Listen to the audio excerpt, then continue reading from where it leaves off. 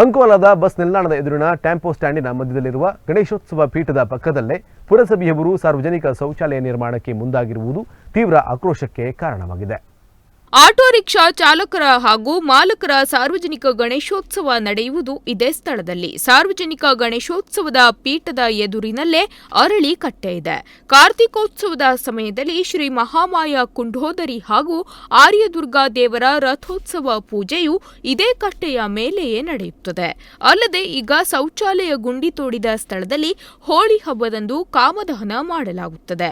ಇಷ್ಟೆಲ್ಲ ಪ್ರಾಮುಖ್ಯತೆ ಇರುವ ಪವಿತ್ರ ಸ್ಥಳದಲ್ಲಿ ಅದು ಗಣಪತಿ ಮೂರ್ತಿ ಪ್ರತಿಷ್ಠಾಪಿಸುವ ಪೀಠದ ಪಕ್ಕದಲ್ಲೇ ಶೌಚಾಲಯ ನಿರ್ಮಿಸಿ ಧಾರ್ಮಿಕ ಭಾವನೆಗೆ ಧಕ್ಕೆ ತರಲಾಗುತ್ತಿದೆ ಎಂದು ಜನ ಆರೋಪಿಸಿದ್ದಾರೆ.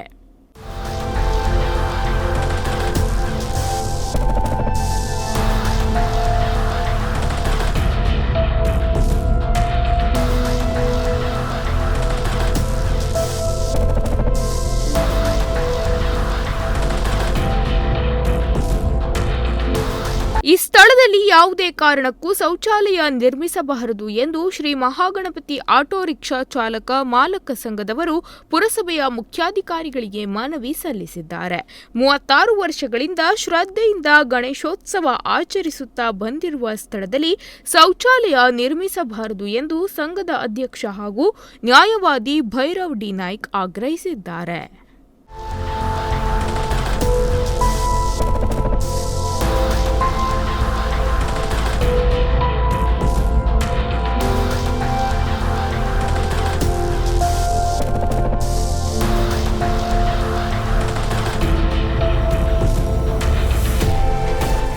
ಈ ಸಂದರ್ಭದಲ್ಲಿ Ullas D Gaonkar, Mahesh R Naik, Santosh V Naik, Gajanan S Naik, Gangadhar H Gaonkar, Deepak H Naik, Ratnakar D Gaonkar, Basha B Sheikh, Eshwar Ganapati Naik, Ramakant G Gaonkar ಮೊದಲಾದವರು ಉಪಸ್ಥಿತರಿದ್ದರು. ಮಾರುತಿ ಹರಿಕಂತ್ರ, ನುಡಿಸಿರಿ ನ್ಯೂಸ್, ಅಂಕೋಲಾ.